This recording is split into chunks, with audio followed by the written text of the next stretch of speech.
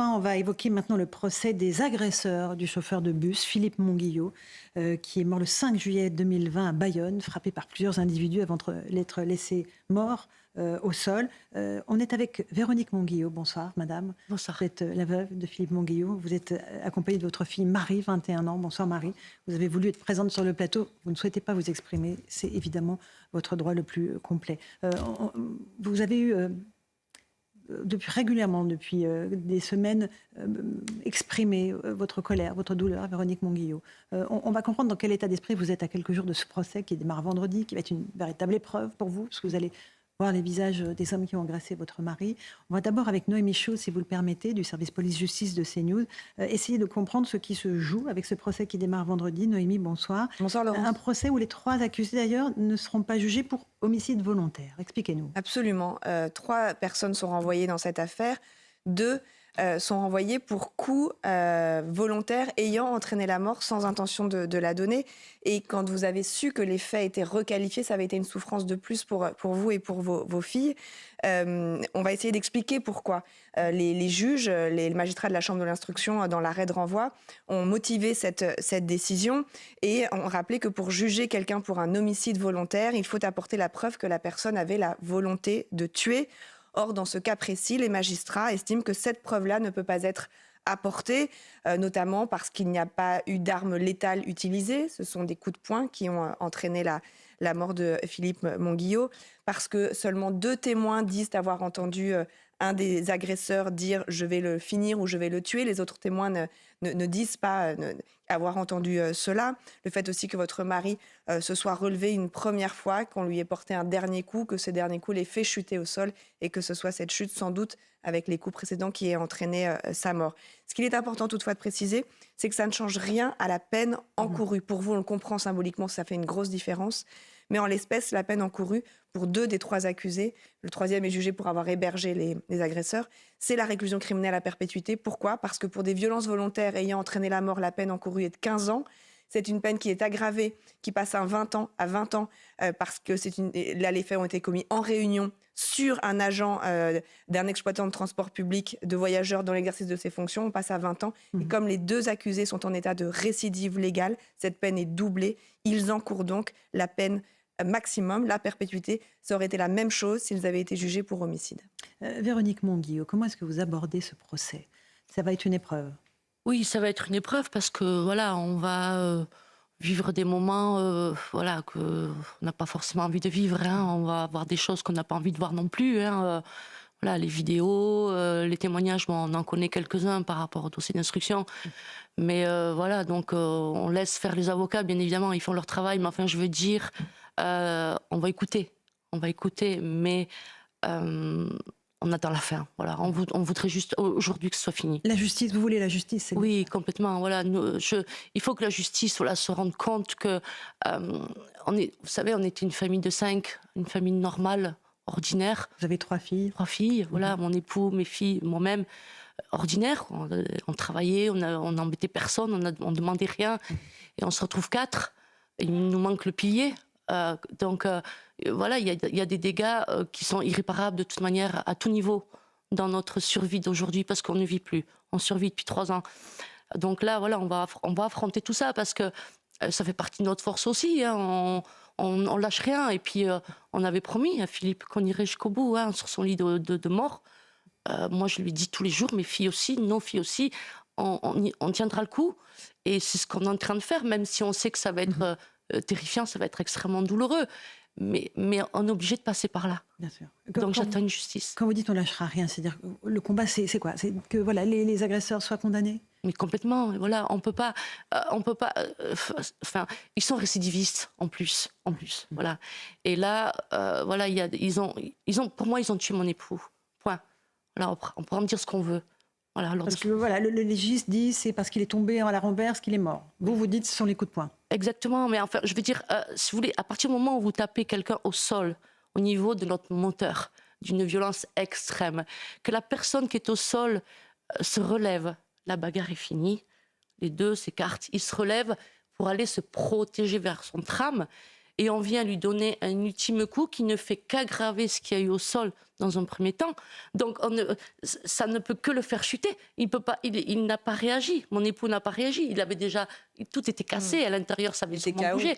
Voilà, il n'a pas compris ce qui lui arrivait à la fin. Donc automatiquement, cette phase 1 extrêmement violente, avec le coup de poing final, ça n'a fait qu'aggraver. Il n'y a pas d'autre issue. Vous êtes surprise qu'ils ne soient pas jugés, les 3 agresseurs, pour homicide volontaire? Ben oui, complètement. Enfin, je veux dire, pour moi, la volonté, elle est là, quoi. Et puis, il y a des mots. Il y a des témoignages. Les mots, c'était il faut... On va te démonter à l'extérieur, on va te finir. Quand on dit à quelqu'un, on va te finir, finir égale fin. C'est-à-dire qu'après, il n'y a plus rien. En fait, il fallait absolument pas que mon époux se relève. Ils ont été jusqu'au bout. Il a été jusqu'au bout. Il a réussi à le finir. Mais c'est terrifiant. Enfin, ouais. Donc pour moi, oui, c'est... Tout cela pour rien, on le rappelle, hein, parce Oui. qu'il leur demandait de mettre le masque, parce que voilà, il est descendu de son bus pour leur dire conduisez-vous pas comme ça, c'est ça? Mais complètement, voilà. Et puis le titre de transport. Enfin, chez nous, à Bayonne, je ne sais pas comment ça dans les autres villes, mais chez nous, on achète un ticket, on prend le bus ou le tram.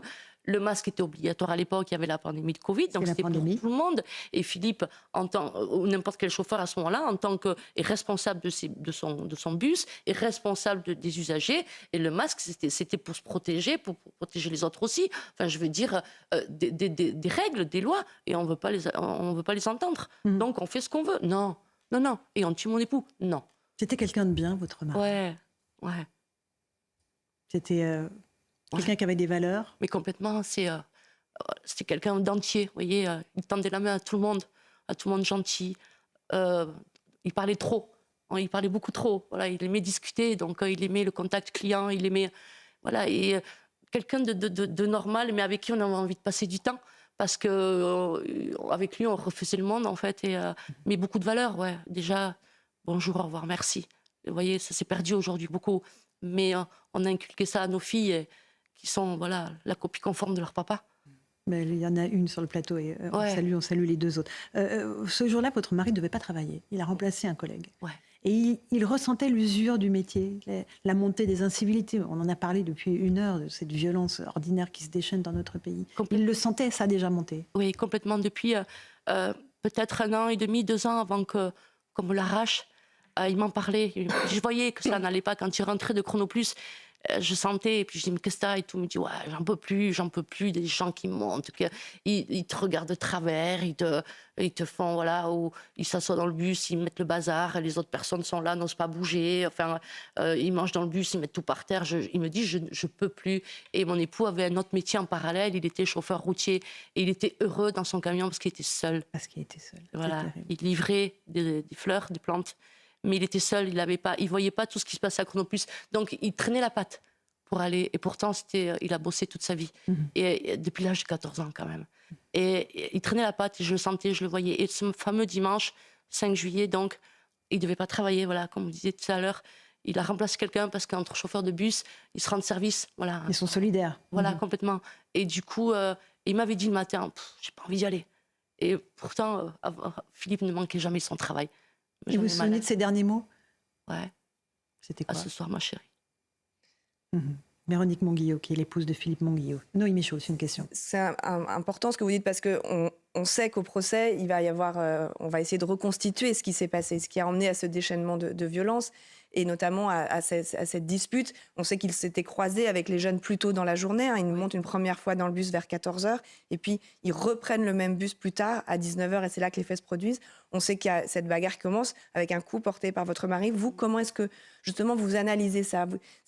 Votre mari, vous vous dites que ce soir-là, il a eu peur, il en pouvait plus. Comment, puisque vous nous dites que ce n'était pas quelqu'un du tout de violent. Pas du tout. Il n'a jamais été violent avec personne. Mais vraiment personne. C'était le bon nounours. Voilà, c'était le bon nounours. Et ce coup de tête, pardon. Enfin, bref, c'est la même chose de toute manière. Il y a eu quelque chose qui l'a déclenché. Parce que c'est lui qui donne un coup de tête, oui, c'est ça? Oui, voilà. D'après les caméras, moi, je n'ai pas vu, on n'a pas visionné les caméras, mais voilà, il est parlé dans les témoignages et tout, il est dit le coup de tête de Philippe qui a démarré. Mais ce qu'il faut regarder, c'est qu'effectivement, à 14h30, ça a démarré. Il s'est fait insulter comme un moins que rien. Un moins que rien. Un homme de 58 ans. Par des jeunes qui ont l'âge de mes filles. Non. Bon, il a été très zen, super professionnel. Il a aidé les deux jeunes à prendre un ticket à la borne pour qu'ils puissent prendre le tram malgré toutes les insultes qu'il avait encaissées, on va dire. Mhm. Et le soir, ils reviennent. Mais plus à 2, à 4. Déjà, moi, je me pose des questions par rapport à ça, vous voyez. Et après, voilà, il a reconnu dans le bus les individus au fond, sauf qu'il a été provoqué. Il était au niveau de son volant et puis il a été provoqué du fond. Il voyait dans le rétroviseur. Mais connaissant mon époux, je me suis dit, le pauvre, il a dû se dire, mais pourquoi ça se passe comme ça au fond, quoi? Pourquoi ça se passe comme ça au fond? Et donc voilà, il est sorti, il a été voir, demander un titre de transport, de le vérifier, demander le masque, surtout porter le masque, parce que bon, on le sait. Et puis ça a dégénéré, quoi. Mais ça a dégénéré, vous voyez, à un point qui lui a fait faire voilà, le coup de tête, parce que Philippe n'était pas comme ça, mais pas du tout, c'était le bombasque gentil. Véronique Monguillot, quand vous allez voir le visage de ces 3 jeunes hommes qui seront jugés, vous allez ressentir de la haine, de la colère, de la tristesse? Je sais, vous savez, je suis pas quelqu'un de haineux, je suis pas quelqu'un de colérique non plus. Bon, ça m'arrive parfois, mais ce sont des broutilles, on va dire, les broutilles de la vie. Hein. Mais voilà, ça me servira à quoi, en fait? À rien. Donc, ouais, les voir, je vais les voir, mais pour moi, ça vaut rien. Le pardon est possible pour vous? Absolument pas. Je suis capable de pardonner une bêtise, mais je suis incapable de pardonner le massacre de mon époux. Et évidemment, c'est quelque chose que vos filles partagent. Complètement. Avec une vie qui a été évidemment broyée. Foudroyée.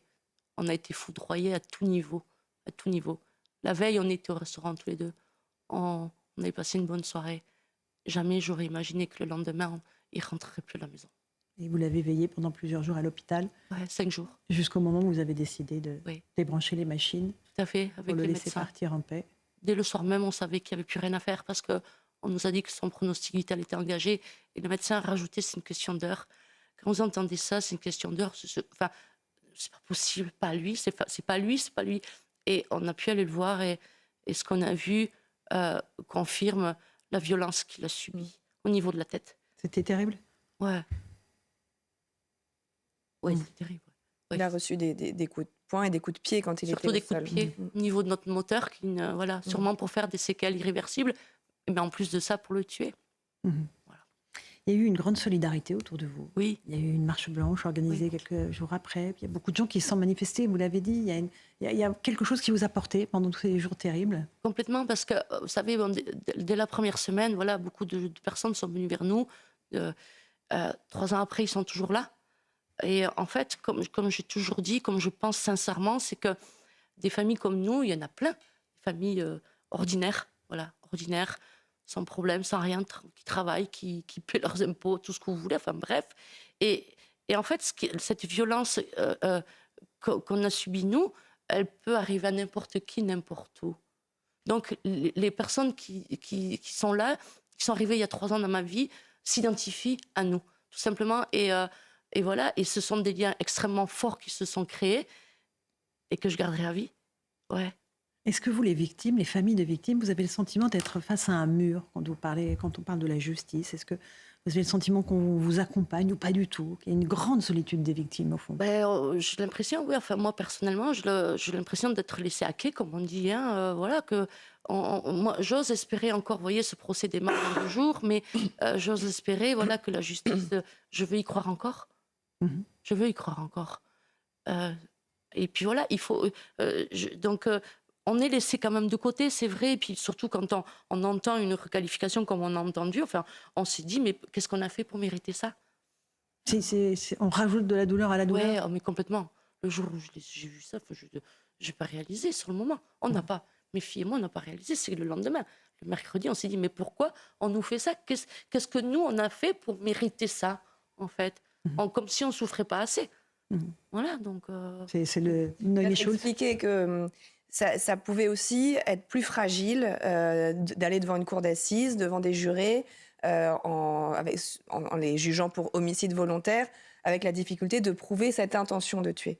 Et donc, encore une fois, la décision a peut-être été de se dire, bon, sur les coups ayant entraîné la mort sans intention de la donner, ça va être plus facile à démontrer, à établir.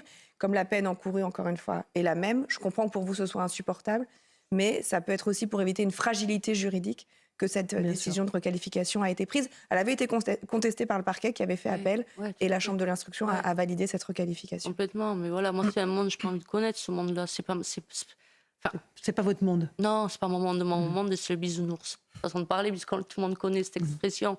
Mais non, enfin, je veux dire, mon monde, moi, c'est une vie normale, tranquille. Bon, tout ça, c'est fini. Hein. Il n'y a plus rien, de toute manière. Depuis 3 ans, il n'y a plus rien. Mais voilà, c'est qu'on nous laisse tranquille, en fait. On a, Et qu'on rende la justice. Et ça sera l'objet de ce procès. Moi, je vais vous dire quelque chose à laquelle je tiens vraiment à cœur, que j'ai déjà dit. Je n'ai pas commencé mon deuil. Mon deuil, je le commencerai parce que la justice va m'aider. Et je le terminerai quand j'aurai rejoint mon époux. Voilà. D'accord. Tout simplement. Donc, effectivement, on mesure votre peine. Si le procès va en appel, s'il y a un appel, c'est-à-dire qu'on proroge votre douleur. Complètement. La douleur sera prolongée. On le sait, on en est conscient. Donc vous y êtes préparé aussi. Avec votre famille. Oui. Quand vous voyez cette violence dont je parlais, on a parlé de Marseille, cette jeune fille qui est morte chez elle, de Nice, une jeune femme une dame qui se fait piétiner par un agresseur. Vous vous dites qu'on est dans un monde où on peut se faire agresser, tuer en sortant de chez soi ou en allant travailler. Mais complètement. La France est à la dérive. Hein. La France est, je ne suis pas la seule à le penser, mais la France est à la dérive parce que, vous voyez, bon, j'évite d'allumer la télé parce que dès qu'on allume la télé, c'est pour voir des catastrophes, en fait. Et moi, ça me marque tout ça. Je me dis, mais comment on a pu en arriver là? Et quand je vois les fêtes de Bayonne, en parlant de ma ville, monsieur qui rentre chez lui à 22h30, qui demande vous urinez pas devant ma porte, il trouve la mort. Enfin, je veux dire, moi, je suis atterrée de voir tout ce qui se passe, d'entendre tout ce que j'entends. Je n'allume plus la télé, j'ai pas envie. Mais comment on peut laisser faire tout ça? Comment on peut laisser faire tout ça? Voilà. Il y a des degrés qui ont été franchis, il y a un cap qui a été franchi. Oui, mais pour moi, oui, il y a un cap qui a été franchi parce que, vous voyez, rien qu'à Bayonne, je suis bayonnaise, hein, jamais j'ai vu ma ville. Enfin, on aurait imaginé qu'un tel drame se produise à Bayonne, comme le 5 juillet 2020. Jamais de la vie. Et puis finalement, c'est partout. Et c'est toute population. C'est pas... Maintenant, il y a les chauffeurs de bus, il y a la police, il y a les pompiers, il y a les maires, le personnel médical, enfin, tout le monde. Mais où on va? Vous en voulez à l'État français ou pas? Oui, quand même. Je ne vais pas m'éterniser là-dessus. Ouais. Mais il y a quand même de la colère. Oui, complet, oui. Il y a un laisser-aller, il y a une forme de laxisme qui a conduit à ces comportements violents. Je pense, pour vous. Je le pense, ouais. Et il y a, je l'évoquais, cette solidarité avec une association que vous avez créée, l'association Philippe Monguillot, pour éviter que ça se reproduise, c'est ça? Oui, c'est ça. On est là. Bon, pour l'instant, elle est un petit peu en stand-by. On va dire, j'ai d'autres priorités. Hein, on le sait, hein, mais mes délégués et moi, nous avons d'autres priorités, pardon. Mais voilà, c'est une association qui est là pour aider les chauffeurs de bus.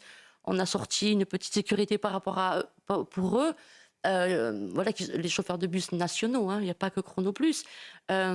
Justement, cette sécurité, quelqu'un sur Paris, une femme chauffeur s'en est servi. Moi, je sors ça pour les protéger, mais mon but, c'est qu'ils ne s'en servent pas. Ça veut dire que s'ils ne s'en servent pas, ça veut dire qu'ils ne sont pas agressés, tout simplement. Donc, malheureusement, elle s'est fait agresser, mais ça n'a pas été trop loin, tant mieux. Voilà, je veux dire. Mais voilà, on essaie à notre petit niveau, de petites gens, on va dire, de faire quelque chose. Mais il faudrait aujourd'hui, nous, ce qu'on demande, la priorité par rapport à cette association, c'est une vitre aussi costaud que les boucliers de CRS au niveau du poste de conduite, qui prend tout le poste de conduite. C'est notre but.